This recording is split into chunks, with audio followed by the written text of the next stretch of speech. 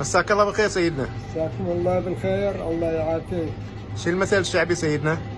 أبو حقب ما يلم بالخير ولا يسلم من التعب. يعطيك الصحة والعافية. الله يعافيك. مساكم الله بالخير جميعا، وتقبل الله أعمالكم وصيامكم. يضرب هذا المثل في عدة مناسبات، ويضرب للشخص اللي ما يتوفق في أي عمل بالرغم من التعب والمجهود اللي بذله. فيقول المثل الشعبي: أبو حقب ما يلم بخيط ولا يسلم من التعب.